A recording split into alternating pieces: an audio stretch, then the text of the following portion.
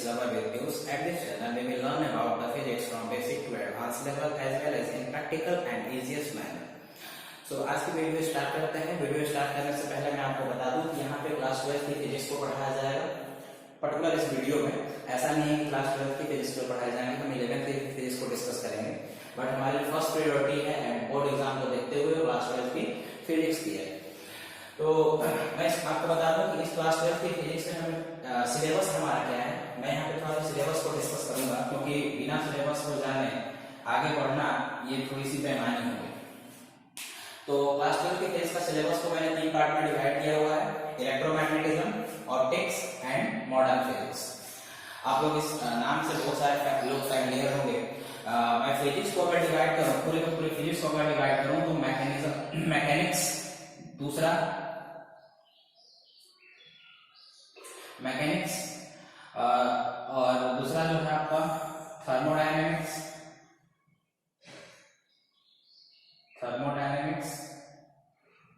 And heat.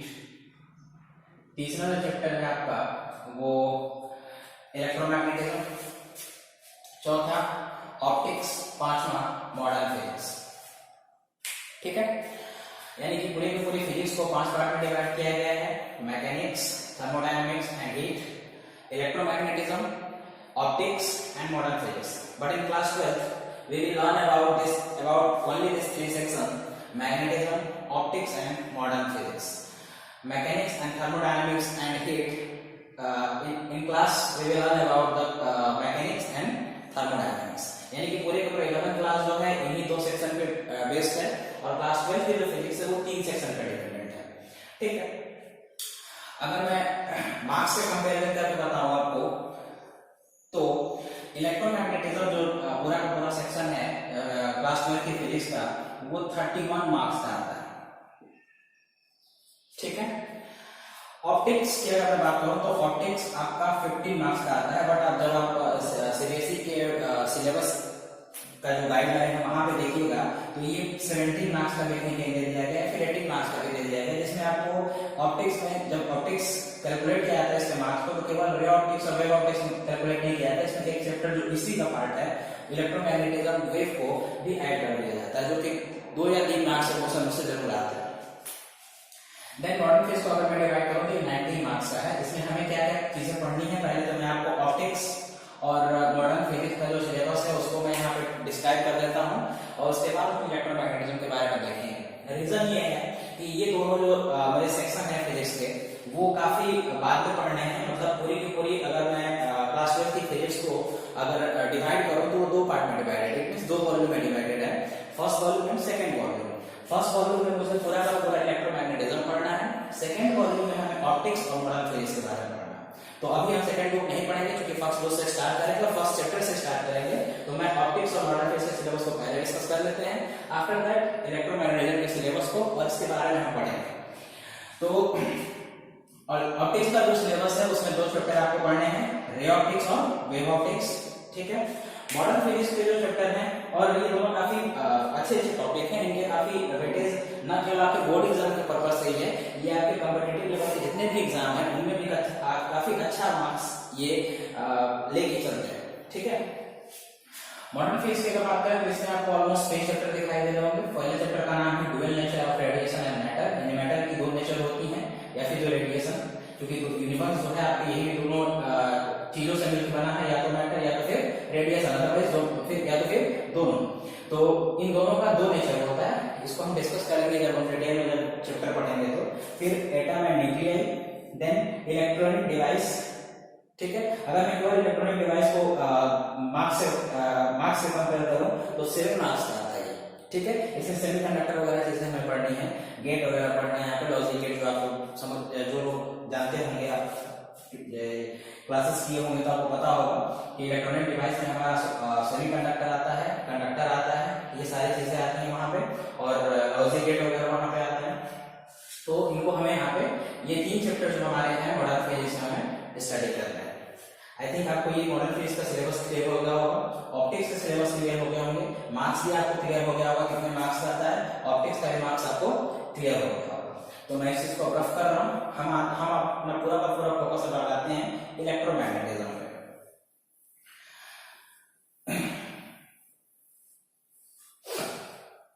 देखिए electromagnetism इतना vast syllabus है, इतना लेंथी सिलेबस है क्लास 12 की फिजिक्स में, जैसे कि मैंने आपको बताया कि 2 वॉल्यूम में अगर मैं वॉल्यूम वाइज अगर मैं कंपेयर करूं तो इलेक्ट्रोमैग्नेटिज्म जो है आपका पूरा का पूरा एक वॉल्यूम कंप्लीट कर जाता है, यानी कि पूरी की पूरी एक वॉल्यूम जो है फिजिक्स की क्लास 12 की वो इलेक्ट्रोमैग्नेटिज्म के ही बेस पे है। देखिए हम इसके सिलेबस को हम थोड़ा सा एक करके एक करते हैं कि क्या क्या इसमें चीजें हमें पढ़नी है। पहला जो इसमें इलेक्ट्रोमैग्नेटिज्म है चीजें पढ़नी है इलेक्ट्रोस्टेट। देखिए जैसे फिजिक्स के 5 सेक्शन थे और क्लास 12 की फिजिक्स को मैंने 3 सेक्शन में डिवाइड किया था, वैसे मैं इलेक्ट्रोमैग्नेटिज्म को भी सेक्शन में डिवाइड कर रहा हूं। आफ्टर दैट मैं उसको चैप्टर वाइज डिवाइड कर रहा हूं। इलेक्ट्रोस्टेट,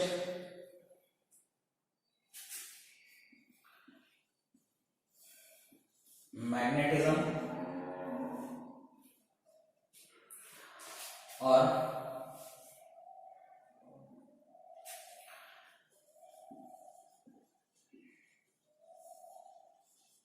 इलेक्ट्रोमैग्नेटिक वेव। ठीक है, इलेक्ट्रोस्टेट में हमें चीजें क्या पढ़नी है, इलेक्ट्रोस्टेट में पढ़ना है, अब मैं इसको चैप्टर वाइज डिवाइड कर रहा हूं। Electric field, electric charge and field, दूसरा जो है इलेक्ट्रिक पोटेंशियल एंड कैपेसिटेंस। ठीक है, मैग्नेटिज्म हमें क्या पढ़ना है,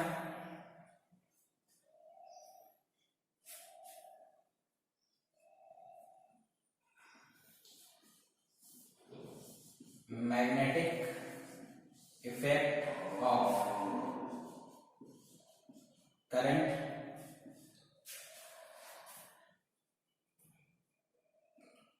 magnetic effect of current and magnetism, then electromagnetic induction, फिर अल्टरनेटिंग करंट जिसको हम एसी के नाम से भी जानते हैं, एसी। ठीक, इलेक्ट्रोमैग्नेटिक वेव ये आपका नाम ही जो है ये पूरा पूरा आपका चैप्टर है जिसको हम ईएम वेव के भी नाम से जानते हैं। और इसका एग्जांपल में लेके चलूं तो सन की जो लाइट है वो आपकी ईएम वेव के अंतर्गत ही आती है। ठीक है, तो ये चीज हमें ये चैप्टर है वहां पे आपको ये पूरे 13, अगर मैं इलेक्ट्रोमैग्नेटिज्म को पूरे 3 सेक्शन में डिवाइड करूं तो इलेक्ट्रोस्टेट, मैग्नेटिज्म एंड इलेक्ट्रोमैग्नेटिक वेव। इलेक्ट्रोस्टेट के अंदर क्या क्या चीजें पढ़नी है मैंने उसको इसके बारे में आपको बता दिया। मैग्नेटिज्म के बारे में आपको क्या क्या चीजें पढ़नी है उसके बारे में मैंने बता दिया। इलेक्ट्रोमैग्नेटिक वेव में क्या पढ़ना है, यानी कि ये चैप्टर ही एक आपका पूरा का पूरा नाम ही ये चैप्टर है, तो इसमें आपको एक ही चैप्टर पढ़ना है। ठीक है, चलिए आई थिंक आपको सिलेबस काफी अच्छे से समझ में आ गया होगा कि पूरा का पूरा सिलेबस क्या है क्लास 12 के फिजिक्स का। अब हम यहाँ पे बात करते हैं, अपने मेन वीडियो पे आते हैं जो हमारा मकसद है यहाँ पे पढ़ना। देखिए मैं इसको रफ करता हूँ, आप लोग इसका स्क्रीनशॉट लेके आप लोग इसको नोट कर लीजिए। ठीक है,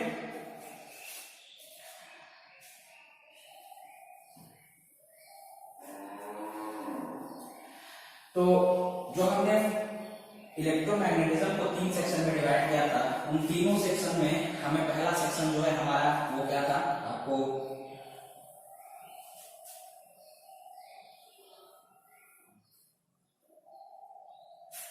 इलेक्ट्रोस्टेट।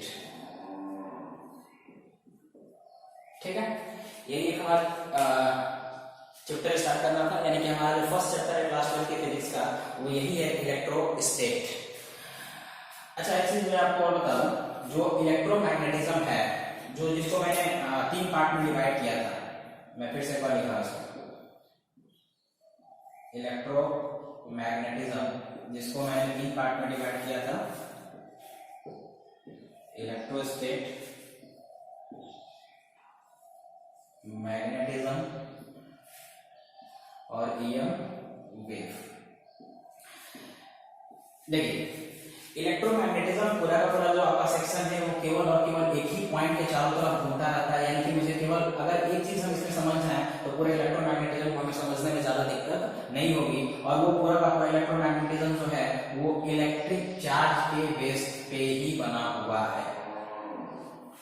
फिर समझ लेंगे मेरी बात को, इलेक्ट्रोमैग्नेटिज्म पूरा का पूरा इलेक्ट्रिक चार्ज के ही बेस पे बना हुआ है। इट मींस हमें इलेक्ट्रोमैग्नेटिज्म में हमेशा और हमेशा केवल और केवल इलेक्ट्रिक चार्ज के ही बारे में पढ़ना।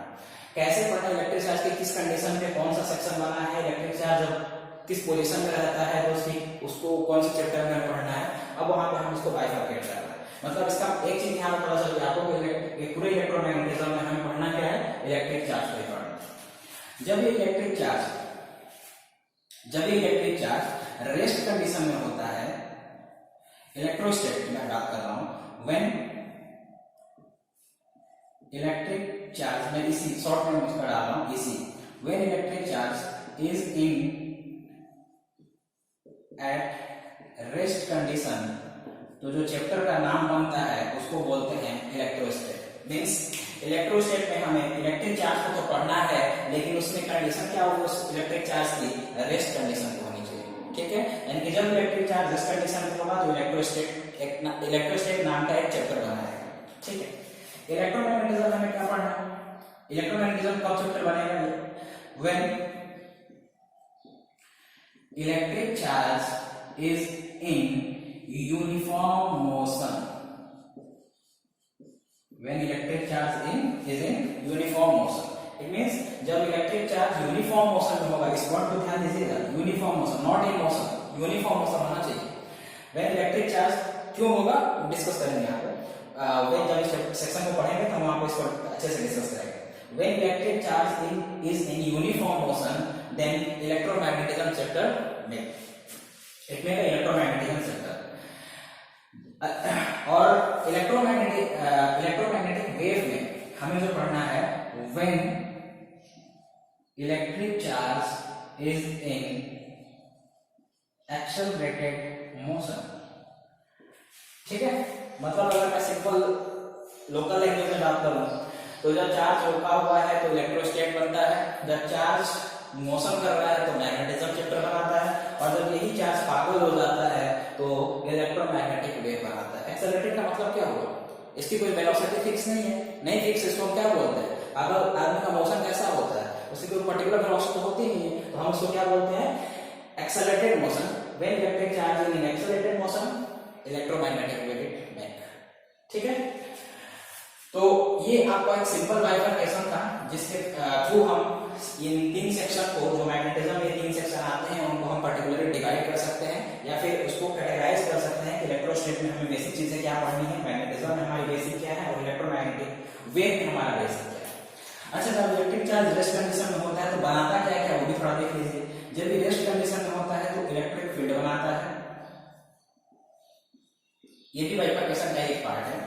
जब वो यूनिफॉर्म मोशन में होता है तो मैग्नेटिक फील्ड बनाता है। बट यहाँ पर थोड़ा सा एक एक्सेप्शन ये है कि यहाँ पर इसमें इलेक्ट्रिक फील्ड भी बनता है, इलेक्ट्रिक फील्ड के बारे में भी हमें पढ़ना है, और वो केवल एक ही जगह पढ़ना है जब हम लॉरेंस फोर्स पढ़ेंगे, उसमें दोनों चीजें आती है, मैग्नेटिक फील्ड भी बनता है और इलेक्ट्रिक फील्ड भी बनता है। बट मेनली जो ब्रॉडली जो आपको इस चैप्टर में जो यूनिफॉर्म मोशन होता है जब इलेक्ट्रिक चार्ज था, तो मोस्टली इलेक्ट्रोमैग्नेटिक फील्ड ही बनता है। इलेक्ट्रोमैग्नेटिक वेव में जो है कौन सा वेव बनेगा, ईएम वेव बनता है। ठीक है, यानी कि इलेक्ट्रिक एंड मैग्नेटिक फील्ड दोनों बनती है। ईएम वेव मैं ऐसे लिखूं, इलेक्ट्रिक प्लस मैग्नेटिक फील्ड। ठीक है, दोनों यहाँ बनती हैं जब ये एक्सेलरेटेड मोशन में होता है तो इलेक्ट्रिक फील्ड बनता है और मैग्नेटिक फील्ड बनता है। आई थिंक ये आपका जो बाइफरकेशन है तीनों सेक्शन का काफी अच्छे से समझ में आ गया होगा कि इलेक्ट्रोस्टैट किस कंडीशन पे बना है, उसमें क्या चीजें होती हैं और क्या चीजें बनती हैं, उसमें इलेक्ट्रिक चार्ज का क्या रोल होता है मैग्नेटिज्म में, इलेक्ट्रोमैग्नेटिक वेव में इलेक्ट्रिक चार्ज का क्या रोल होता है, क्योंकि पूरा मैग्नेटिज्म में जब इलेक्ट्रिक चार्ज एडजस्ट है तो उनका इन तीनों सेक्शन में रोल क्या क्या है ये भी तो हमें जानना जरूरी है। तो हमने इन तीनों का रोल पढ़ लिया, और इस कंडीशन में जब चार्ज रहते हैं तो क्या क्या चीजें बनती हैं वो भी चीज हमने यहाँ पे डिस्कस कर ली। अब हम स्टार्ट करते हैं इलेक्ट्रोमैग्नेटिज्म को, सॉरी इलेक्ट्रोस्टैट को।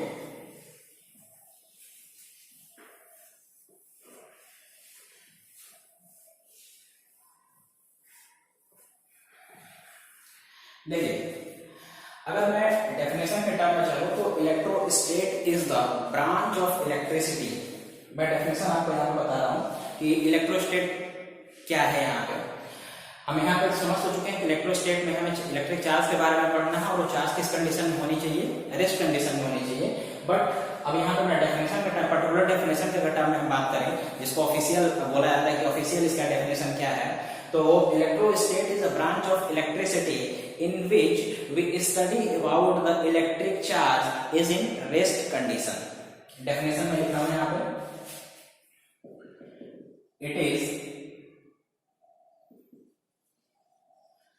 branch of electricity in which we study about the electric charge when it is in rest condition. ठीक है, ये चीजें हमने इससे पहले भी देखी इलेक्ट्रिशियन में क्या पढ़ना है, बट ये ब्रांच किसका है, इलेक्ट्रिसिटी का है। ठीक है, अब इलेक्ट्रिसिटी क्या होती है उसको थोड़ा समझते हैं।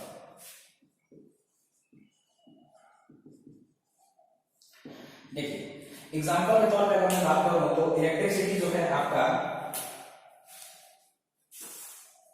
एग्जाम्पल के तौर पर अगर बात करें तो इलेक्ट्रिसिटी जो है हमारा क्या, इसकी कौन कौन से एग्जाम्पल इस कैटेगरी में आते हैं, यानी कि इस टॉपिक के अंदर आते हैं। तो जैसे कि हमने अभी कपड़ा पहन रखा है, ये कपड़ा हमारी बॉडी के साथ चिपका हुआ है, जिसको हम क्लिंग बोलते हैं। तो हमारा कपड़ा हमारी बॉडी के साथ चिपक जाना इलेक्ट्रिसिटी कहलाता है। हमारे घर में पावर स्टेशन से बिजली आना वायर के थ्रू इलेक्ट्रिसिटी कहलाती है। बादल का चमकना, बादल जब एक दूसरे के कांटेक्ट में आते हैं या रगड़ खाते हैं तो उस समय जो बादल का चमकता है, लाइटिंग जो उसमें आती है, वो भी इलेक्ट्रिसिटी के अंतर्गत आती है। यानी कि लाइटिंग फॉर्म में हो रही हो या फिर क्लीन के फॉर्म में हो रहा हो कोई चीजें, वहां पे इलेक्ट्रिसिटी ही आता है। ठीक है, अब इलेक्ट्रिसिटी होता कैसे है, तो पहले हम डेफिनेशन एक बार समझ लेते हैं, देख लेते हैं, उसके बाद हम इसको और डिटेल में समझेंगे कि इलेक्ट्रिसिटी डेफिनेशन से आई थिंक आपका क्लियर हो जाएगा, समझाने की ज्यादा जरूरत नहीं पड़ेगी आपको इलेक्ट्रिसिटी होता है। तो it is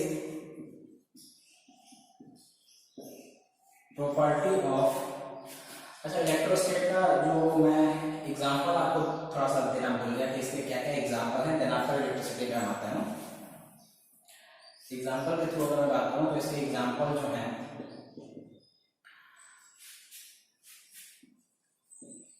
electrostatic machine,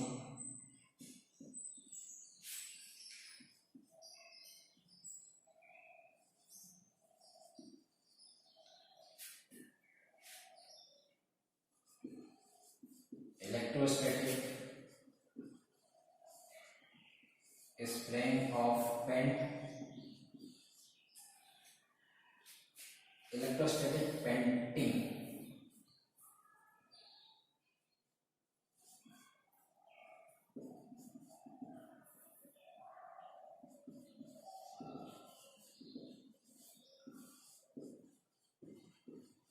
powder spraying,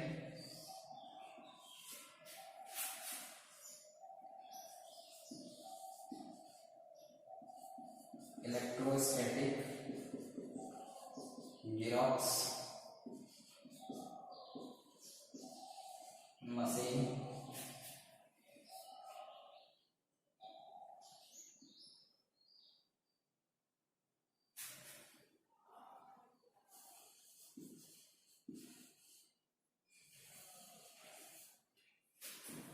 cathode ray tube, which is used in TV and radar। ठीक है, ये एग्जांपल है। ठीक है, इसमें एक नोट कर लीजिए, इसका स्क्रीनशॉट ले लीजिए फटाफट। तो मैं इलेक्ट्रिसिटी फिर आपको बताऊं, ये जो टर्म आपका यहाँ पे है। ठीक है, मिटा दूंगा इसको।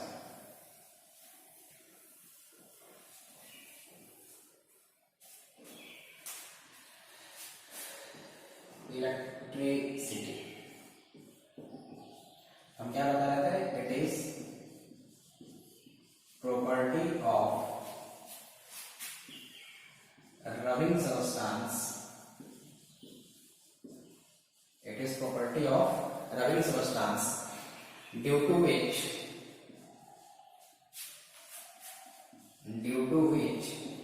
it attract the lighter body or substance. देखिए, it is property of rubbing substance. Suppose कर लीजिए हमारे पास एक रबिंग सब्सटेंस है, ठीक है, और हमने बहुत सारे पीस ऑफ पेपर यहाँ पे रख रखे हैं, अपने हाथ में बहुत सारे पीस ऑफ पेपर रख चुके हैं। It is a property of rubbing substance. जब इस बॉडी को हम अपने कपड़े के साथ रब करेंगे तो ये बॉडी क्या कहलाएगी? रबिंग सब्सटेंस, क्योंकि हमने इसी को क्या किया है? रब किया है। तो it is a property of rubbing substance due to which it attract the lighter body, जो हमारे हाथ पे पीस ऑफ पेपर रखे हुए हैं वो बॉडी कैसी है? इसके कंपैरिजन में लाइटर है। तो हम जैसे ही इस रबिंग सब्सटेंस को इससे कांटेक्ट में लेके चले जाते हैं तो ये रबिंग सब्सटेंस उस ऑब्जेक्ट को क्या कर लेता है, या फिर उस पीस ऑफ पेपर को क्या करता है? अपनी तरफ अट्रैक्ट करता है और अपने साथ चिपका लेता है, और उसका चिपक जाना ही क्या कहलाता है? इलेक्ट्रिसिटी कहलाता है। हम कपड़े पहनते हैं, जब हम कपड़े डालते हैं अपने शरीर में तो हमारा कपड़ा बॉडी के साथ रब करता है। रब करने के बाद क्या होता है? ये हमारी बॉडी के कांटेक्ट में आ जाता है और ये चिपक जाता है हमारी बॉडी के साथ। तो it is a property of rubbing substance. किसे रब किया? बॉडी के साथ। और फिर क्या हो गया? ये अट्रैक्ट करने लाइटर ऑब्जेक्ट को। कौन? बॉडी ने लाइटर ऑब्जेक्ट को अपनी तरफ अट्रैक्ट कर दिया। ठीक है, आई थिंक क्लियर हो गया होगा आपको इलेक्ट्रिसिटी क्या होता है। तो it is a property of rubbing substance due to which it attract the lighter body और सब्सटेंस। ठीक है, यहाँ पे एक टर्म आता है इलेक्ट्रिक चार्ज, जिसको कि मैंने बोला कि इसी के इर्द पूरा इलेक्ट्रोमैग्नेटिज्म घूमता है। इलेक्ट्रिक चार्ज के बारे में हमें यहाँ पे समझना है कि ये इलेक्ट्रिक चार्ज का कॉन्सेप्ट कहाँ से आया। मैं इस चार्ज के कॉन्सेप्ट समझाने से पहले कि ये कहाँ से आया थोड़ा सा और मैं डिटेल में आपको जानना चाहूंगा और बेसिक जानना चाहूंगा कि ये नेचर जो है हमारा किन किन चीजों से मिलकर बना हुआ है। तो मैं इसको थोड़ा सा रब कर रहा हूँ, इरेज कर रहा हूँ इस चीज को। आप लोग स्क्रीनशॉट ले लिया कीजिएगा, ठीक है, उससे आप इस चीज को नोट कर सकते हैं। देखिए, ये नेचर जो है दो चीज से मिलकर बना है। पहला मैटर, दूसरा रेडिएशन। अच्छी बात यह है और काम की बात यह है कि नेचर के जो ये दोनों पार्ट हैं, यानी कि दोनों बच्चे हैं, ये दोनों बच्चे जो हैं कुछ ना कुछ एनर्जी कैरी करते हैं और उस एनर्जी से कोई ना कोई ये वर्क कराता है। ठीक है, अगर मैं मैटर की बात करूं तो मैटर के अंदर क्या क्या आता है? मैटर के पास क्या क्या होगा? मास होगा, एक वॉल्यूम होगा, ठीक है, एक शेप होगा, ठीक है, और उसके कारण ये क्या क्या फंक्शन करेंगे, इनकी फंक्शनिंग क्या क्या होगी। तो इन सब चीजों के कारण ये क्या लगाएंगे? फोर्स लगाएंगे, ठीक है, उसके कारण ये वेलोसिटी क्रिएट करेंगे, इनके पास मोमेंटम होगा,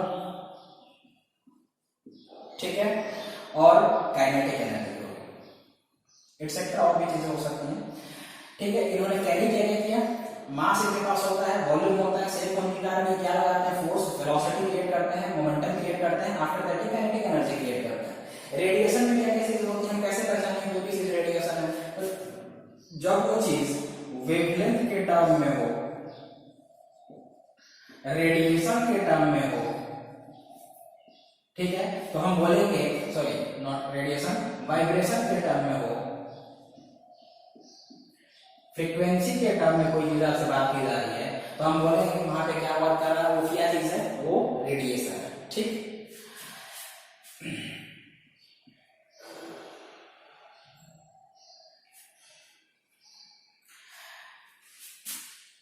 it carries energy, ये भी कैरी यानी कि दोनों जो पार्ट है नेचर के, मैटर चाहे हो या फिर रेडिएशन है, दोनों क्या करते हैं? एनर्जी को कैरी करते हैं। एक के पास मास होता है, वॉल्यूम होता है, शेप होता है, जबकि दूसरे के पास ऐसा कुछ नहीं होता है। ठीक है, उसके कारण ये फोर्स लगाते हैं, वेलोसिटी क्रिएट होता है, मोमेंटम होता है, काइनेटिक एनर्जी आती है। एनर्जी इनके पास होती है। ये सारी चीजें कब आएंगी? जब ऑब्जेक्ट के पास एनर्जी होगी, जब ये एनर्जी कैरी करेगा तभी सारा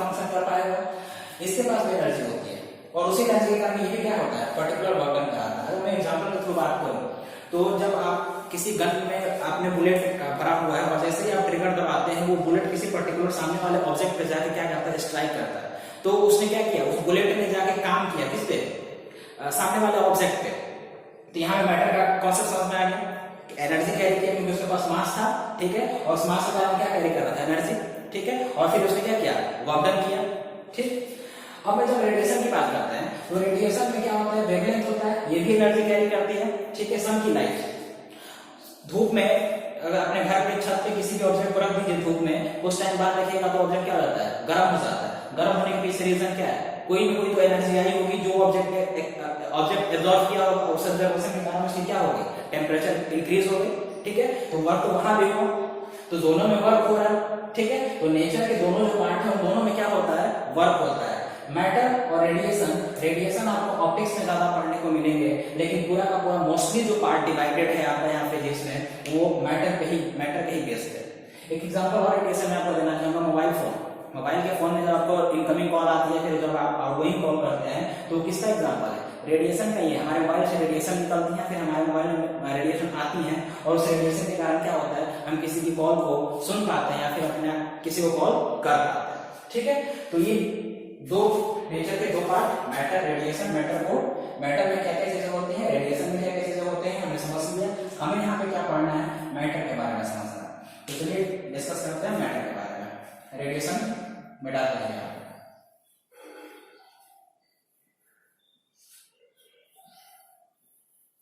तो नेचर किस चीज से मिलकर बना हुआ, आपको समझ में आ गया, मैटर से बना है और रेडिएशन से मिलकर बना है। यही दोनों चीजें नेचर को क्रिएट करती है। आप कहीं भी देखिएगा नेचर में दोनों चीजें आपको दिखाई दे देगी, इनके अलावा और कुछ आपको दिखाई नहीं देगी। हाँ, एक चीज और बता दूं, मैटर आपको वैसे तो समझ में आएगी, मैटर जो चीजें होती है वो दिखती है, रेडिएशन वाली चीजें हमें दिखाई नहीं देती है। ये इनविजिबल फॉर्म में होती है, ये विजिबल फॉर्म में नहीं होती है मैटर, लेकिन विजिबल फॉर्म में होता है। तो अभी जो हमें यहाँ पे पढ़ना है पूरा इलेक्ट्रोस्टैट में, वो मैटर के बारे में पढ़ना है। तो मैं एक बार थोड़ा सा और मैटर को डिस्कस करूंगा कि इसकी चीजें क्या क्या होती है। देखिए, मैटर जो है आपका एक फोर्स क्रिएट करता है, ठीक है। मैटर के कारण एक फोर्स लगती है और वो फोर्स, इसकी दो कैरेक्टरिस्टिक्स हैं, उसी कैरेक्टरिस्टिक्स के बिहाफ पे मैटर किसी भी ऑब्जेक्ट पे फोर्स लगाता है।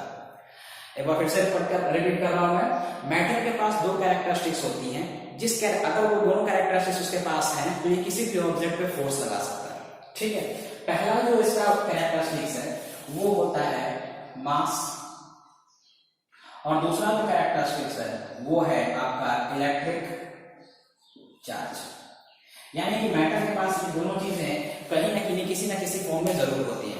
अगर पूरा कंप्लीटली मास है तो भी ये फोर्स लगाएगा, अगर मास ना हो कि कोई इलेक्ट्रिक चार्ज है तब भी ये फोर्स लगाएगा, ठीक है। यानी कि मैटर के पास ये दो कैरेक्टरिस्टिक्स हमेशा अवेलेबल होती हैं, इन दोनों में से कोई ना कोई एक तो हमेशा अवेलेबल हो गई होगी, ठीक है। अब हम यहाँ बात करते हैं कि मैटर के पास अगर केवल मास है तो कौन सा फोर्स लगाता है। तो आपको भी पता होगा कि जब दो अनजान बॉडी एक दूसरे के कांटेक्ट में आते हैं तो वो एक फोर्स लगाते हैं और उनका उस फोर्स का नाम ग्रेविटेशनल फोर्स है। यानी कि ग्रेविटेशनल फोर्स को समझा जाए तो जब दो अनजान बॉडी एक दूसरे को अट्रैक्ट करते हैं तो उस फोर्स को हम क्या बोलते हैं, ग्रेविटेशनल फोर्स बोलते हैं। तो मास जो है आपका ये अप्लाई करता है, it apply gravitational force. Electric charge पे क्या करता है, इट अप्लाई, अभी पढ़ाऊंगा मैं इसको, इट अप्लाई इलेक्ट्रोस्टैटिक फोर्स। ये ध्यान रखना चीजें हैं, इस पूरे चैप्टर में हम इसी फोर्स के बारे में पढ़ना है, ठीक है। मास के कारण क्या अप्लाई होता है, ग्रेविटेशनल फोर्स। इलेक्ट्रिक चार्ज के कारण कौन सा फोर्स अप्लाई होता है, इलेक्ट्रोस्टैटिक फोर्स, ठीक है। अब हम समझते हैं कि ये जो कॉन्सेप्ट आया इलेक्ट्रिक चार्ज का या फिर इलेक्ट्रोस्टैटिक फोर्स का, वो कॉन्सेप्ट हमारा कहां से आया था। मास तो हम पहले से पढ़ते आ रहे हैं कि जब दो ऑब्जेक्ट एक दूसरे के कांटेक्ट में होते हैं, फिर जब दो ऑब्जेक्ट होते हैं तो एक दूसरे में फोर्स लगाते हैं इस नेचर में, और उस फोर्स को हम क्या बोलते हैं, ग्रेविटेशनल फोर्स बोलते हैं। सेव वाला केस तो सबको पता है, न्यूटन का, उसी के थ्रू ये कॉन्सेप्ट आया था ग्रेविटेशनल फोर्स का नेचर में। लेकिन इलेक्ट्रिक चार्ज का कॉन्सेप्ट कहाँ आया और ये कैसे चीजों को मतलब समझ में आया कि इस नेचर में मास के अलावा भी कोई ना कोई एक मैटर के कैरेक्टरिस्टिक्स होती है जिसको नाम इलेक्ट्रिक चार्ज दिया है। तो तो देखिए यहाँ पे मैं आपको बताता हूँ, फैराडे जब किसी चीज का ऑब्जर्वेशन कर रहे थे, कोई बार ऐसे ही बोर्ड पे लिख रहे थे चौक से, तो उन्होंने देखा कि जब वो ऑब्जेक्ट जो कोई चौक से ब्लैक बोर्ड पे लिख रहे थे या फिर जो भी बोर्ड हो, व्हाइट बोर्ड, यहाँ पे कोई ये मतलब नहीं है कि सर आप तो आपके सामने तो व्हाइट बोर्ड है तो फिर ब्लैक बोर्ड की कैसे बात कर रहे हैं, वो मैटर यहाँ पे नहीं करता है। पहले के जमाने की बात करो तो ब्लैक बोर्ड ही होता था, तो मैं उसी कॉन्सेप्ट को हम यहाँ पे लेके चलेंगे। तो जो वो चौक से ब्लैक बोर्ड पे लिख रहे थे, तो चौक की जो पार्टिकल थे वो ब्लैक बोर्ड के साथ जाके चिपक जा रहे थे। इससे पहले तो यही देखा गया था कि अर्थ किसी भी चीज को, इस ब्रह्मांड में अर्थ किसी भी चीज को अपनी तरफ अट्रैक्ट कर लेता है, बट रीजन यही होना चाहिए कि अर्थ से वो भारी ऑब्जेक्ट ना हो। अर्थ से अगर भारी ऑब्जेक्ट है तो वो भारी ऑब्जेक्ट यानी वो हैवियर ऑब्जेक्ट अर्थ को अपनी तरफ अट्रैक्ट करेगा। जैसे अगर मैं एग्जांपल को ग्रेविटेशनल फोर्स का एक अच्छा सा एग्जांपल है आपका सन का अर्थ को अपनी तरफ खींचना, ठीक है, और उसी फोर्स के कारण क्या होता है, अर्थ जो है सन की चारों तरफ अपना चक्कर लगाता रहता है। वो फोर्स कौन सा है? ग्रेविटेशनल फोर्स है, ठीक है। तो जब वो चौक से ब्लैक बोर्ड पे लिख रहे थे तो चौक के जो पार्टिकल थे वो ब्लैक बोर्ड के साथ जाके चिपक जा रहे थे, और उन्होंने देखा कि ये ब्लैक बोर्ड में जो पार्टिकल चिपक रहे हैं चौक के, वो पार्टिकल जब तक हम उसको इरेज नहीं करते हैं या जब तक हम उसको मिटाते नहीं है तब तक वो पार्टिकल हटने का नाम नहीं ले रहे। तो उनके दिमाग में यही कॉन्सेप्ट आया कि अगर ये ग्रेविटेशनल फोर्स अगर इस नेचर में केवल एग्जिस्ट कर रहा होता तो चौक के पार्टिकल ब्लैक बोर्ड के साथ न चिपक के ग्राउंड पे गिर गए होते, लेकिन ये चौक के पार्टिकल ब्लैक बोर्ड के साथ जाके इजिली चिपक जा रहे हैं। इसका मतलब इस नेचर में ग्रेविटेशनल फोर्स के अलावा भी कोई ना कोई एक ऐसा फोर्स होगा जो कि इस नेचर में एग्जिस्ट कर रहा है। अब उन्होंने सोचा कि अच्छा ये तो एक ऑब्जर्वेशन के थ्रू उन्होंने देखा। दूसरा ऑब्जर्वेशन उन्होंने यही किया, एक बॉडी ली, एक मटेरियल लिया, एक सब्सटेंस लिया, उसको उन्होंने रब किया, ठीक है, उन्होंने रब किया। रब करने के बाद वो वही पीस ऑफ पेपर वाला जो एग्जांपल है, या फिर कंघा अपने बालों में वो कंघी कर रहे थे, सामने पीस ऑफ पेपर पड़ा हुआ था। जब कंघी करने के बाद वो कंघा अचानक, ऐसा कोई उनका मोटिव नहीं था, अचानक जब उस पीस ऑफ पेपर के पास चला गया तो वो देख रहे हैं कि कंघे ने पीस ऑफ पेपर को अपनी तरफ अटैक कर लिया।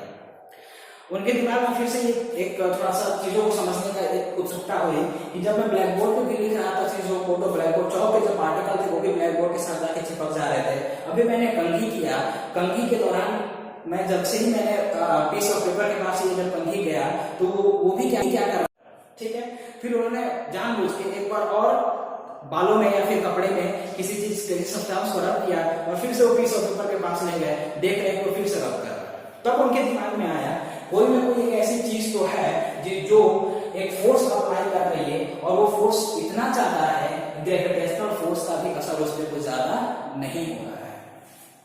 तो उन्होंने बोला कि जब किसी भी, उसके बाद उन्होंने काफी रिसर्च किया, रिसर्च करने के बाद उन्होंने बोला कि जब किसी भी सब्सटेंस को आप रब करते हो तो उस सब्सटेंस के ऊपर एक ऐसा चार्ज डेवलप हो जाता है जिसके कारण वो किसी भी ऑब्जेक्ट को अपनी तरफ खींच लेता है। मेरी बात समझ में आ रही है मैं क्या बोल रहा हूँ? उन्होंने इस पे रिसर्च किया, रिसर्च करने के बाद उन्होंने बोला कि किसी भी सब्सटेंस को जब हम रब करते हैं तो उस रब करने के दौरान उसके ऊपर एक ऐसा चार्ज डेवलप हो जाता है जिस चार्ज के कारण वो किसी भी हल्की बॉडी को या किसी भी बॉडी को, हल्की की जरूरी नहीं हो, किसी बॉडी को अपनी तरफ अट्रैक्ट कर लेता है, ठीक है।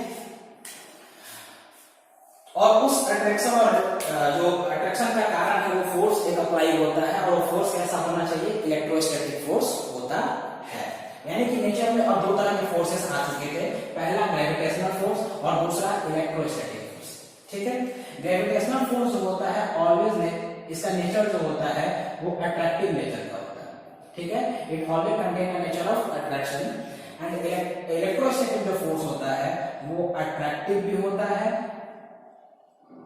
और रिपल्सिव भी होता है, ठीक है।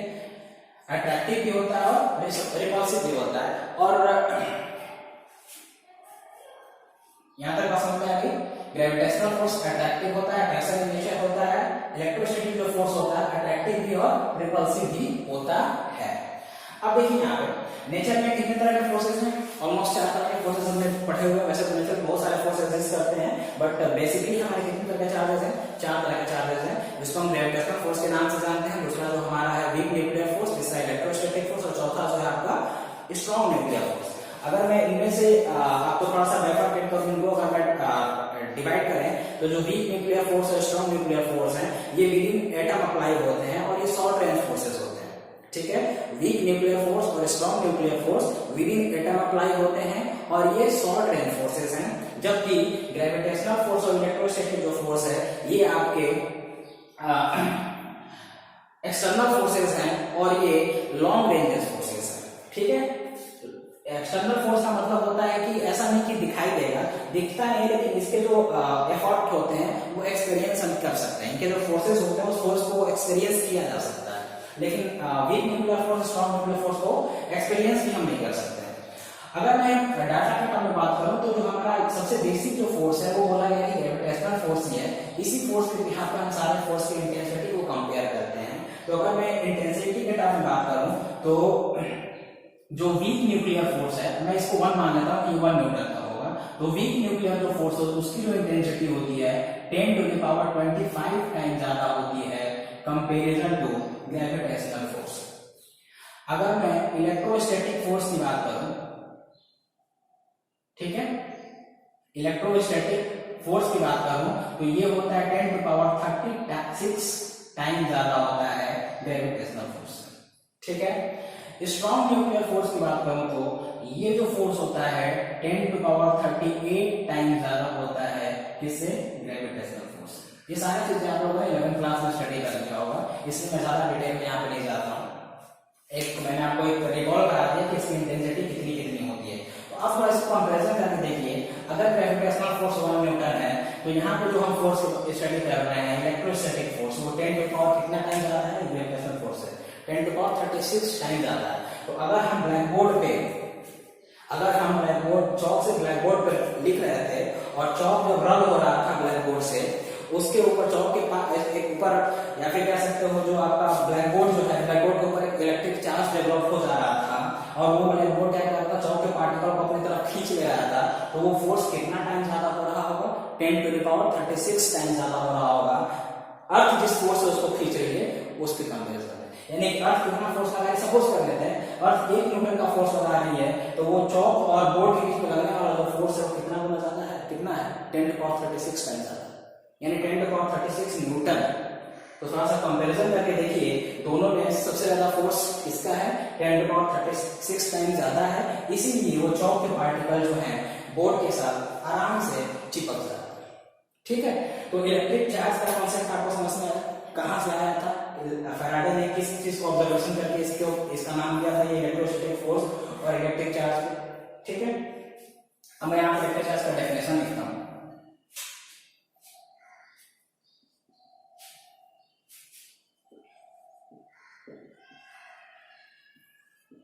Electric charge,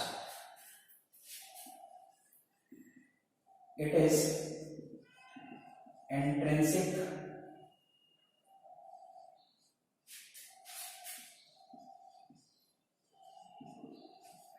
property of a particle. It is intrinsic property of a particle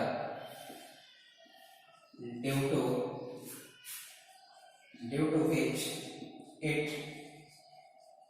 apply a force on another particle. Electric charge, it is an intrinsic property of a particle due to which it apply a force on another particle. जैसे कि हम इस body को इस substance को रब कर रहे थे तो इस पे एक चार्ज डेवलप हो जा रहा था, ठीक है, और वो बॉडी क्या कर रहा था, ये सब्सटेंस क्या कर रहा था, वो चार्ज क्या कर रहा था, दूसरे ऑब्जेक्ट को क्या कर रहा था, अपनी तरफ अट्रैक्ट कर रहा था, एक फोर्स अप्लाई करके अपनी तरफ उसको अट्रैक्ट कर ले रहा था। ठीक है, तो it is intrinsic property of a particle. ठीक है, जब इस बॉडी को हम रब कर रहे थे, रब करने के बाद इस पे चार्ज डेवलप हो गया, ऐसा फैराडे ने बताया। तो वो चार्ज की क्या प्रॉपर्टी है, वो कोई भी ऑब्जेक्ट को अपनी तरफ अट्रैक्ट क्यों कर रहा है, उस चार्ज की प्रॉपर्टी ही होती है, उस पार्टिकल का प्रॉपर्टी ही होता है किसी भी दूसरे पार्टिकल को अपनी तरफ अट्रैक्ट कर लेगा। क्लियर? तो इलेक्ट्रिक चार्ज का जो डेफिनेशन है वो आपको क्लियर हो गया होगा। ठीक है, ये दो टाइप के होते हैं, पॉजिटिव टाइप की अगर मैं बात करूं इनकी, पॉजिटिव एंड नेगेटिव। अच्छा, इन दोनों नोमेनक्लेचर के पीछे एक रीजन भी है कि इनका नाम पॉजिटिव और नेगेटिव भी क्यों पड़ा। तो अगेन फैराडे ने ये बोला कि जब भी किसी, अच्छा इसको थोड़ा सा मैं एक चीज और बताता हूँ यहाँ पे। ये हमारे पास दो बॉडी है, ठीक है। एक बॉडी को रब किया, ठीक है, तो हम देखते हैं रब करने के बाद जब इसको पीस ऑफ पेपर जो हमारे जहां पे रखे हुए वहां पे अगर इसको हम लेके जाते हैं तो ये बॉडी उस पीस ऑफ पेपर को अपनी तरफ अट्रैक्ट कर लेता है, ठीक है। उन्होंने दूसरा बॉडी भी लिया, उस दूसरे बॉडी को भी अट्रैक्ट किया, सॉरी उस दूसरे बॉडी को भी उन्होंने रब किया और फिर से वो पीस ऑफ पेपर के पास ले गए, तो क्या देख रहे हैं कि ये वाली बॉडी भी उस पीस ऑफ पेपर को क्या कर रही है, अट्रैक्ट कर रही है। बल्कि जबकि ये दोनों नेचर में डिफरेंट है, ये अलग मटेरियल है और ये अलग मटेरियल है, फिर भी जब दोनों मटेरियल को ये रब कर रहे थे, रब करने के बाद पीस ऑफ पेपर के पास लेके जा रहे थे, तो देख रहे थे कि दोनों जो मटेरियल हैं वो पीस ऑफ पेपर को अपनी तरफ अट्रैक्ट कर रहे हैं। इसका मतलब हुआ, तो उन्होंने ये बोला कि अगर मैं दोनों को कंबाइन कर दूं, अगर एक एक करके ले जा रहा हूँ, एक को रब कर रहा हूँ, फिर मैं उसको पीस ऑफ पेपर के पास लेके जा रहा हूँ तो अट्रैक्ट कर रहा है, इसको भी मैं रब कर रहा हूँ, पीस ऑफ पेपर के पास लेके जा रहा हूँ तो ये अट्रैक्ट कर रहा है। अगर मैं इन दोनों को कंबाइन करके पीस ऑफ पेपर के पास ले जाऊं तो पहले ये अलग अलग अगर एक एक पार्टिकल को अपनी तरफ अट्रैक्ट करते थे या अपने से चिपकाते थे, अगर मैं पूरे जो पीस ऑफ पेपर वहां पे 5-6 पीस ऑफ पेपर रखे हैं, अगर उनको मुझे अट्रैक्ट करना हो तो मैं दोनों को मिला दूं और फिर वहां पे ले जाऊं तो वो अट्रैक्ट कर लेंगे, ठीक है। ये कॉन्सेप्ट उन्होंने सोचा, लेकिन हुआ क्या, ठीक इसका उल्टा। जब एक एक करके ले जा रहे थे तो पीस ऑफ पेपर तो चिपक तो रहे थे, लेकिन जैसे ही उन्होंने कंबाइन करके उस पीस ऑफ पेपर के पास लेके गए, ये मटेरियल जो कंबाइंड मटेरियल है किसी भी पीस ऑफ पेपर को अपने से अट्रैक्ट नहीं किया, अपने कांटेक्ट में लेके नहीं आया, यानी कि सीधा सीधा क्या कर दिया, कह सकते हैं इसने धोखा दे दिया। तो उनके दिमाग में आया कि अगर ये इस मटेरियल पे अगर कोई चार्ज डेवलप हो रहा था तो वो चार्ज कैसा किसी दूसरे नेचर का होगा, और इस पे जो चार्ज डेवलप हुआ होगा वो किसी दूसरे नेचर का होगा, और दोनों एक दूसरे के क्या हो रहे होंगे, अपोजिट हो रहे होंगे। तभी तो ये जब दोनों को मैंने कंबाइन किया तो मिलकर क्या बना दिया, ये जीरो बना दिया।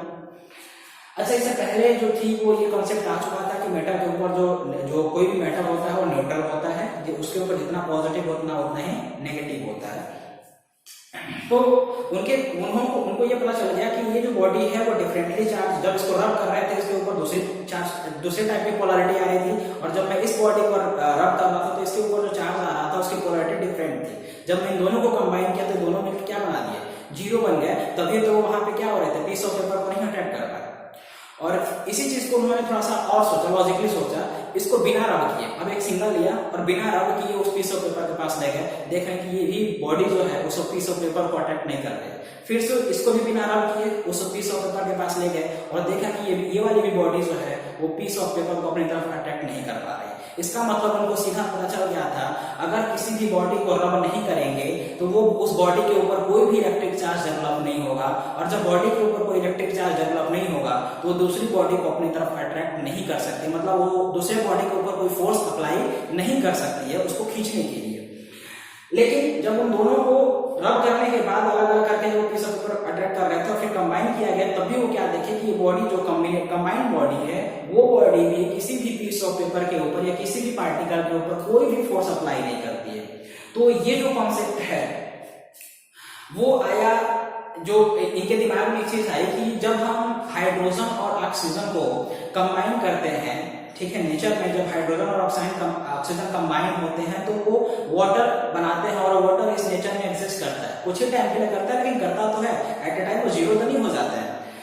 वैसे ही उन्होंने देखा कि Na और Cl, जो Na और Cl है, जब दोनों को कंबाइन करते हैं, इनका जब केमिकल रिएक्शन होता है तब भी नमक बनता है, ठीक है, और वो नमक भी इस नेचर में एग्जिस्ट करता है, ठीक है। लेकिन जैसे ही मैं इस पॉजिटिव और दो बॉडी के ऊपर जो डिफरेंटली चार्ज बॉडी थे उनको अगर मैं लेके जा रहा हूँ, कंबाइन कर रहा हूँ, तो इनका जो नेचर है वो एकदम क्या हो जा रहा है, खत्म हो जा रहा है, जो पहले जैसा इनका नेचर था वही सेम हो जा रहा है।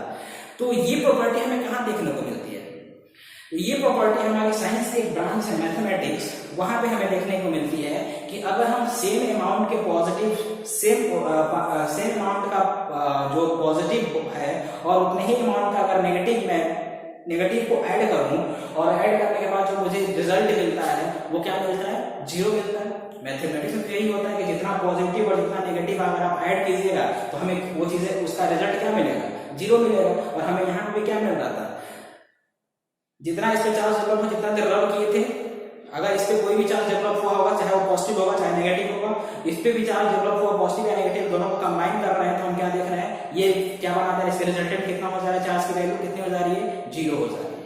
समझ में आई? तो ये इसको उन्होंने मैथमेटिक्स के टर्म के साथ रिलेट किया और बताया कि जब कोई भी चीज ऐड करने पे 0 हो जा रही है तो उसको मैथमेटिक्स में टर्म में एक नाम दिया जाता है पॉजिटिव और नेगेटिव। और उसी के बिहार में उन्होंने बोला कि अगर एक जो चार्ज होगा वो होगा पॉजिटिव नेचर का और दूसरा जो चार्ज होगा वो कैसा होगा, नेगेटिव नेचर का होगा। तो इन्होंने चार्ज को 2 पार्ट में डिवाइड किया, पॉजिटिव और नेगेटिव। तो इनका नोमेनक्लेचर है मैथमेटिक्स से बेस भी किया गया है कि जैसे मैथमेटिक्स में सेम अमाउंट को अगर उसी के अपोजिट अमाउंट के साथ ऐड किया जाता है तो हमें वहां पे रिजल्टेंट 0 मिलता है। सेम यहाँ पे वही चीज मिलता था जब हम 2 बॉडी को डिफरेंटली 2 बॉडीज को जब रब करने के बाद दोनों को कांटेक्ट में लेके आते थे, उनका भी रिजल्टेंट हमें क्या देखने को मिलता था, 0 देखने को मिलता था। तो आई थिंक आपको नोमेनक्लेचर समझ में आ गया होगा कि ये पॉजिटिव और नेगेटिव नोमेनक्लेचर क्यों पढ़ा है इसका। चलिए आगे हम डिस्कस करते हैं। इसको आप लोग नोट कर लीजिए स्क्रीनशॉट लेके।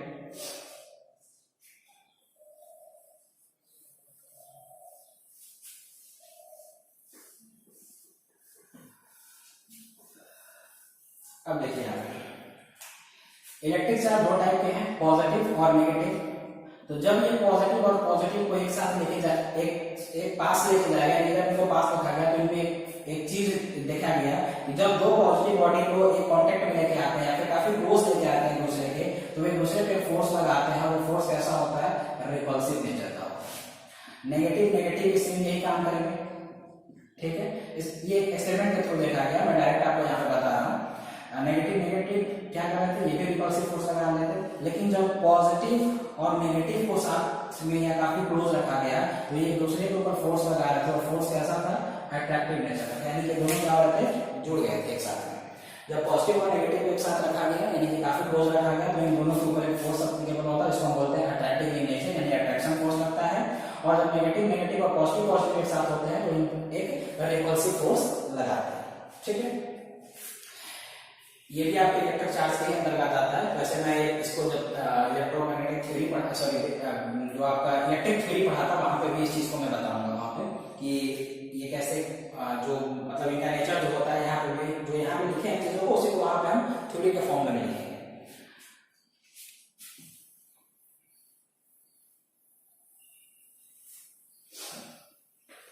अच्छा, अब जब इलेक्ट्रिक चार्ज के बारे में हम बात कर रहे हैं तो थोड़ा सा और इसको आगे की कहानी इसको हम बढ़ाते हैं इलेक्ट्रिक चार्ज की।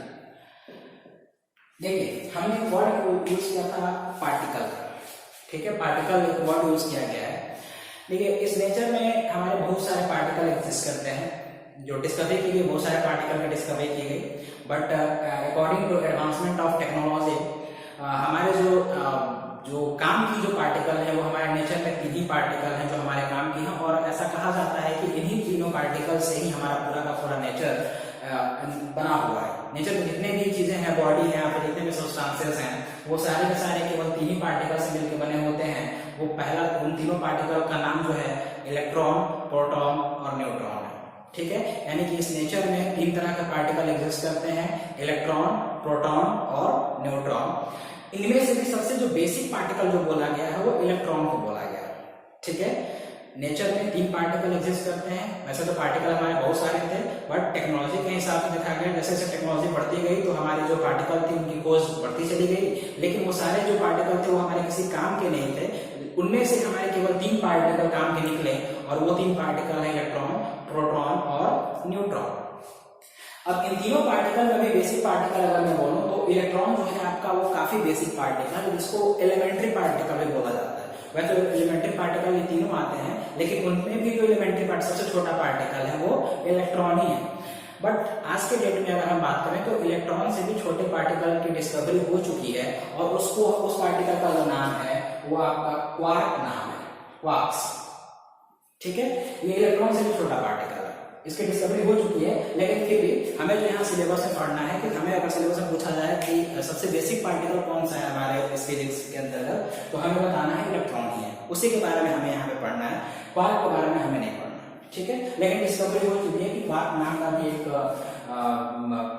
पार्टिकल है जो काफी छोटा है, इलेक्ट्रॉन से भी छोटा पार्टिकल है।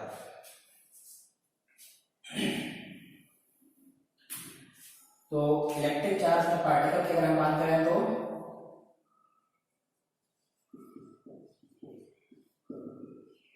पहला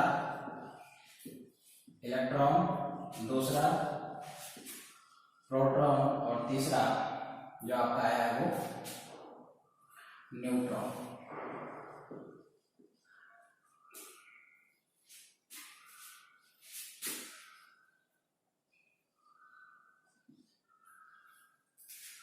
ठीक है, चलिए इनमें सबसे बेसिक पार्टिकल आपको पता चल गया कौन सा है, इलेक्ट्रॉन है, ठीक है। अब देखिए ऐसा पता है, इसके बाद फिर ये बताया कि जो इलेक्ट्रॉन जो होता है वो जो चार्ज कैरी करता है वो हमेशा नेगेटिव चार्ज करेगा, प्रोटॉन जो है वो हमेशा जो चार्ज कैरी करेगा वो, यहाँ पे जो देखने को मिला है हमें इलेक्ट्रोस्कोप, अगला जो टॉपिक है हमारा इलेक्ट्रोस्कोप, इसको और आज के लास्ट टॉपिक है, ठीक है। देखिए इलेक्ट्रोस्कोप क्या होता है, मैं थोड़ा सा इसको डेफिनेशन के फॉर्म में लिखूं तो it is a device which is used for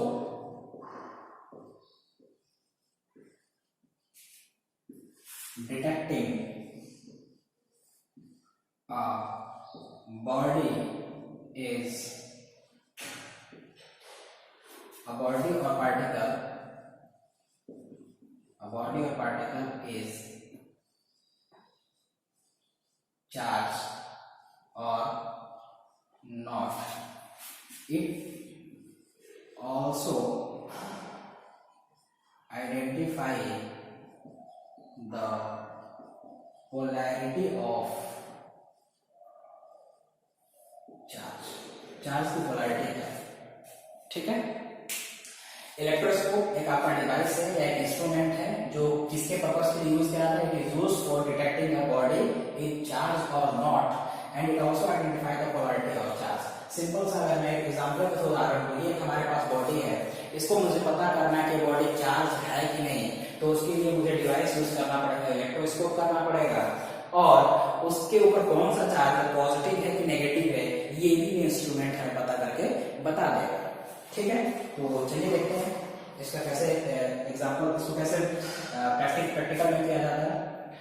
हमने क्या लिया, मेटल लिया, ठीक है, उसमें हमने कंडक्टिंग रॉड लगा दिया, उस कंडक्टिंग रॉड के साथ हमने क्या किया, एक गोल्ड लीफ यहाँ पे हमने हैंग करा दिया, इस कंडक्टिंग रॉड के साथ हमने गोल्ड लीफ लिया और उसको यहाँ पे इसके साथ ऐसे कनेक्ट कर दिया। क्योंकि ये गोल्ड लीफ काफी लाइट लीफ, मतलब आपको समझ में आया होगा, गोल्ड का काफी छोटा, काफी पतला है, पन्ने जैसा एक चीज यहाँ पे मैंने दोनों साइड में क्या कर दिया, लटका दिया, यानी कैसे भी इसको ऐसे रॉड के साथ ऐसे कर लटकाया और इसको ऐसे लटका दिया। क्योंकि काफी हल्का पार्टिकल हल्के होते हैं, इसलिए ये हवा के कारण ये हिले डुलने ना लगे, इनको मैंने ग्लास जार में बंद कर दिया, ठीक है। इस पूरे गोल्ड लीफ को ग्लास जार में क्या कर दिया, पैक कर दिया। तो मैं इसका अगर यहाँ पे नाम तो बता दूं, ये आपका जो है वो ग्लास जार है, ठीक है, या ग्लास बॉक्स बोल सकते हैं, ग्लास ये बॉक्स है जिसके थ्रू मैंने इसको जिसके अंदर मैंने गोल्ड लीफ को रख दिया है। इसको अगर बोलूं तो ये आपके जो है वो गोल्ड लीफ है, ये आपका एक मेटल सीलिंग है, ये जो है आपका वो कंडक्टिंग रॉड है, कंडक्टिंग रॉड, ठीक है। अब देखिए क्या होता है, मैं इस बॉडी को रब किया, ठीक है, रब करने के बाद इतना तो पता चल गया कि इस बॉडी को जैसे रब करेंगे तो इस पे एक चार्ज डेवलप हो जाएगा, ये तो हम पहले जान चुके हैं, हमने बॉडी को रब किया। अच्छा एक चीज मैं आपको बताना भूल गया थोड़ा सा, चलिए मैं इसको बता देता हूँ, एक छोटा सा मैं इसको आपको थोड़ा सा ज्यादा डिटेल में नहीं बताऊंगा क्योंकि इसको खत्म करने के बाद ही फिर उस पर हम जा सकते हैं। देखिए फैराडे ने ये बताया क्योंकि इस नेचर में बहुत सारे मटेरियल एग्जिस्ट करते हैं, तो किस बॉडी को अगर रब करेंगे तो उसके ऊपर कौन सा चार्ज डेवलप हो गया, ये भी जानना हमारे लिए जरूरी था। चार्ज है कि नहीं ये तो बात समझ में आती है, लेकिन किस बॉडी के ऊपर अगर रब कर रहे हैं किसी बॉडी को तो उसके ऊपर कौन सा चार्ज डेवलप हो रहा होगा, ये भी हमें यहाँ पे देखना। तो फैराडे ने ये बोला कि अगर ग्लास रॉड है, यानी ग्लास का कोई भी मटेरियल है, उसको हम रब करते हैं किसी दूसरे मटेरियल के साथ, तो ग्लास के ऊपर हमेशा जो होगा वो पॉजिटिव चार्ज डेवलप होगा। और अगर प्लास्टिक का रॉड है, प्लास्टिक की मटेरियल है, अगर उसको किसी भी बॉडी के साथ अगर आप रब कीजिएगा तो उसके ऊपर जो चार्ज डेवलप होता है वो नेगेटिव चार्ज डेवलप होता है। अभी हमें केवल यही जानना है कि ग्लास को रब करेंगे तो पॉजिटिव चार्ज और प्लास्टिक को रब करेंगे तो नेगेटिव चार्ज डेवलप होगा। मैं अभी इसके बाद एक सीरीज दिखाऊंगा, उस सीरीज में आपको बताऊंगा किस मटेरियल को किसके साथ रब करते हैं तो कौन सा चार्ज डेवलप होता है उस बॉडी के ऊपर, ठीक है। एक्चुअली वो बाय मिस्टेक को भी इससे पहले ही पढ़ना था जो कि छूट गया था, तो इसके बाद हम उसको स्टडी कर लेंगे, ठीक है। तो देखिए हमारे पास ये दो बॉडी है, ठीक है। ये आपको पिंक वाला दिख रहा होगा, ये ब्लू दिख रहा होगा, ठीक है। पिंक और ये ब्लू, मैं पिंक को मानकर चलता हूँ कि ये ग्लास रॉड है और ये प्लास्टिक रॉड है। हमने अभी क्या पढ़ा, ग्लास रॉड को किसी भी बॉडी के साथ रब कीजिएगा तो इस बॉडी के ऊपर हमेशा चार्ज डेवलप होगा पॉजिटिव और इस पे हमेशा चार्ज डेवलप होगा वो नेगेटिव। मैंने क्या किया, ग्लास रॉड को रब किया, रब करने के बाद मैं इस मेटल के कांटेक्ट में लेके आया, ठीक है। जब मैं इस मेटल कांटेक्ट में लेके आता हूँ तो सारे के साथ जो है मेटल क्या कर लेता है, अपनी तरफ खींच लेता है और जैसे ही सारे चार्ज मेटल पे चले गए वो कंडक्टिंग रॉड के थ्रू गोल्ड पे जाकर क्या हो जाता है, डिस्ट्रीब्यूट हो जाता है और इक्वली डिस्ट्रीब्यूट होता है। तो ये जो चार्ज बॉडी जो चार्ज थी, ये बॉडी है जो पॉजिटिव चार्ज थी, ठीक है, उसको हम क्या किए, कांटेक्ट में लेके गए तो ये सारे के सारे जो चार्ज है वो गोल्ड लीफ पे इक्वली क्या हो गए, डिस्ट्रीब्यूट हो गए। जब ये चार्ज इक्वली डिस्ट्रीब्यूट हो जाते हैं तो गोल्ड लीफ जो है इसके पोजीशन में चेंज आ जाता है, क्योंकि अभी हमने इससे पहले पढ़ा कि पॉजिटिव और पॉजिटिव चार्ज एक दूसरे के क्लोज में होंगे तो वो एक दूसरे के ऊपर फोर्स लगाएगा और फोर्स किस नेचर का होगा, रिपल्सिव नेचर होगा, ठीक है। तो ये दोनों दूसरे को रिपेल करेंगे, वैसे ये दोनों चार्ज रिपेल करेंगे, ये दोनों अपने रिपेल करेंगे और जब ये सारे चार्ज एक साथ रिपेल करते हैं तो ये गोल्ड लीफ का उस पोजीशन ऐसा हो जाता है, ठीक है। यानी कि जब इसमें ग्लास रॉड की बॉडी को रब करने के बाद मेटल के कांटेक्ट में ले किया गया तो इसके सारे चार्ज मेटल पे चले गए और जब सारे चार्ज मेटल पे चले गए, ट्रांसफर हो गए, मेटल से अब चार्ज ट्रांसफर होते हुए चलते हुए इस गोल्ड लीफ पे आए और गोल्ड लीफ में इक्वली डिस्ट्रीब्यूट होने के बाद ये सारे चार्ज एक दूसरे पे फोर्स लगाना चालू किए और उस फोर्स के कारण क्या हुआ, ये गोल्ड लीफ थोड़ा सा डाइवर्स हो गया, ठीक है। उस डाइवर्जेंस से हमें पता चला कि ये बॉडी जो थी चार्ज है, इस बॉडी को चार्ज है या नहीं है वो कैसे पता चला हमें, गोल्ड लीफ के पोजीशन में चेंज आया। जैसे गोल्ड लीफ के पोजीशन में चेंज आता है तो हमको ये पता चल जाता है कि ये बॉडी जो है वो चार्ज है। बात क्लियर, ठीक है। अच्छा, बॉडी चार्ज है तो पता चल गया, लेकिन इसका ये कितना चार्ज है, इसकी पोलैरिटी कितनी है, ठीक है। मतलब कि इस पे 10 कूलम है, इस पे 20 कूलम है, इस पे 40 कूलम है, कितने चार्ज का क्वांटिटी कितनी, इंटेंसिटी क्या है चार्ज की, तो चार्ज की इंटेंसिटी हमें पता चलेगा उस टाइम अगर ये गोल्ड लीफ, चार्ज की इंटेंसिटी को हमें पता करना है तो अगर ये गोल्ड लीफ कम डाइवर्स होता है, यानी कि इस पोजीशन से यहाँ पे आता है, जैसे यही मालूम है जो भी मैंने बनाया है, अगर गोल्ड लीफ ऐसे पोजीशन यानी कि डाइवर्जन इसका जो कम होगा तो मैं मान के चलूंगा इस गोल्ड ये जो हमारा डिवाइस है ये बताता है कि इस जो ग्लास रॉड है उसके ऊपर जो चार्ज डेवलप हुआ काफी अमाउंट में कम है। अगर ये गोल्ड लीफ ज्यादा डाइवर्स हो रहा होगा तो मैं बोलूंगा इसके रब करने के दौरान जिसके ऊपर चार्ज डेवलप हुआ हो उसकी क्वांटिटी क्या है, ज्यादा, यानी कि ज्यादा नंबर ऑफ चार्ज इस पार्टिकल पे डेवलप हो चुके थे, ठीक है। तो डिग्री ऑफ डाइवर्जेंस या पावर ऑफ डाइवर्जेंस भी हमें ये बताता है कि बॉडी कितना चार्ज है।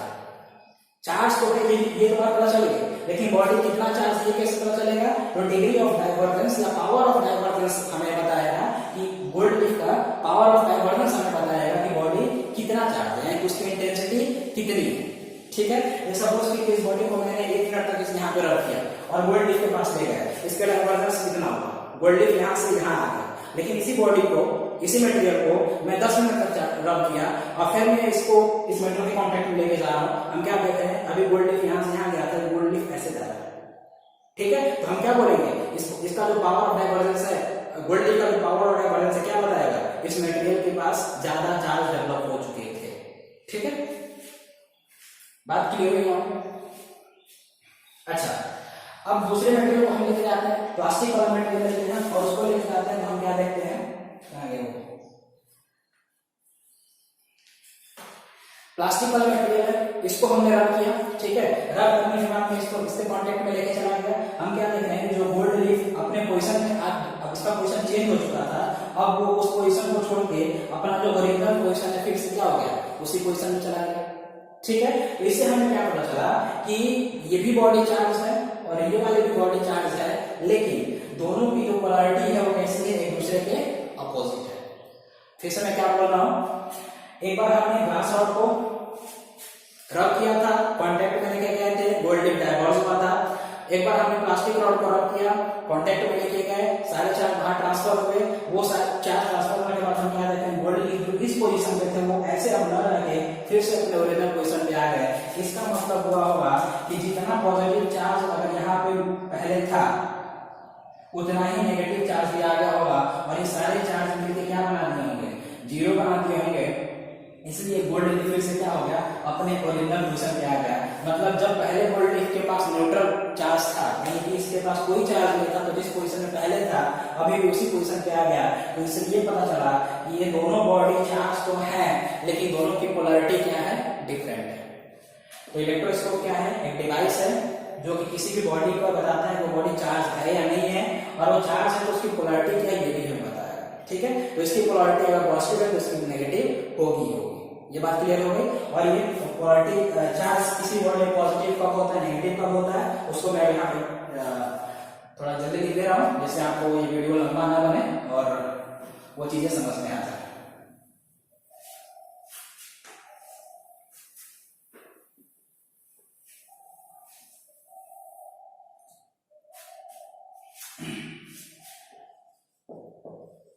सीरीज ऑफ मटेरियल, इस मटेरियल की सीरीज में जो हमारा पहला आता है सीरीज में, जो जिसका नाम आता है वो है आपका ग्लास। मैं यहां से स्टार्ट कर रहा हूं, ग्लास। दूसरा जो है आपका कॉटन, तीसरा जो है आपका पेपर, चौथा जो है आपका सिल्क, पांचवा जो है आपका ह्यूमन बॉडी,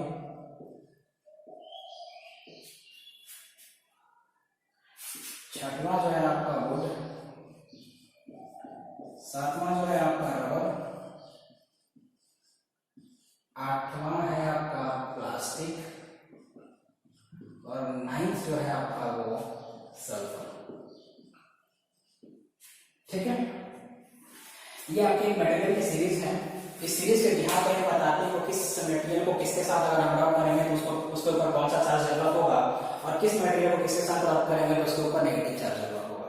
तो जैसे कि मैंने पहले बता दें, ग्लास को अगर किसी भी मटेरियल के यूनिवर्स में जो भी मटेरियल है उसके साथ अगर रब करते हैं तो ग्लास पे हमेशा और हमेशा कौन सा चार्ज डेवलप होगा, पॉजिटिव। अगर आपको प्लास्टिक को, अगर सल्फर को छोड़ दिया जाए तो प्लास्टिक जो नेचर में काफी इजीली मिलने वाला चीज है, अगर उसको अगर किसी भी बॉडी के साथ रब करते हैं, इस नेचर में मिलने वाले किसी मटेरियल के साथ अगर रब करते हैं तो उसके ऊपर जो चार्ज डेवलप होगा वो नेगेटिव चार्ज डेवलप होगा। आई थिंक आपको ये क्लियर हो गया होगा कि ग्लास और पॉजिटिव में, ग्लास और प्लास्टिक में पॉजिटिव किस पे डेवलप होता है, नेगेटिव किस पे डेवलप होता है। तो अब बात आती है कि ये जो सारे मटेरियल और लिखे हुए इनके बीच में, इनके ऊपर कौन सा चार्ज डेवलप होगा अगर किसी इनको मैं किसी दूसरे मटेरियल के साथ रब करूं तो अगर देखिए फिर से मैं एक बार और बता रहा हूं, ग्लास को अगर आप पेपर के साथ रब कर रहे हैं, ठीक है, तो ग्लास पे हमेशा पॉजिटिव चार्ज डेवलप होगा और पेपर पे हमेशा नेगेटिव चार्ज डेवलप होगा।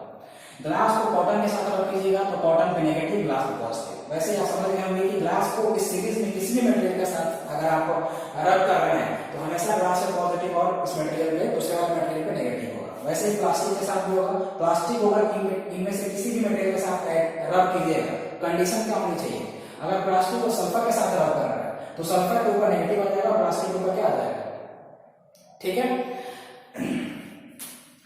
अब देखिए जैसे पेपर को मैं सिल्क के साथ रब कर रहा हूं, पेपर को सिल्क के साथ रब कर रहा हूं, या पेपर को मैं ह्यूमन बॉडी के साथ रब कर रहा हूं, तो पेपर पे कौन सा चार्ज आएगा, पॉजिटिव, और ह्यूमन बॉडी पे नेगेटिव। क्लियर है बात? की बात कर रहा हूं या ह्यूमन बॉडी और आवर वुड की बात कर रहा हूं, तो ह्यूमन बॉडी को अगर वुड के साथ रब कीजिएगा तो ह्यूमन बॉडी पे कौन सा चार्ज डेवलप हो जाएगा, पॉजिटिव, और वुड पे कौन सा चार्ज डेवलप हो जाएगा, नेगेटिव। कोई दिक्कत यहां तक? ठीक है। तो अब पोलैरिटी आपको समझ में आ गई कि किस बॉडी को किसके साथ रब करेंगे तो कौन सा चार्ज उस पर डेवलप होगा, किस बॉडी को किसके साथ रब करेंगे तो उस पर कौन सा चार्ज डेवलप होगा।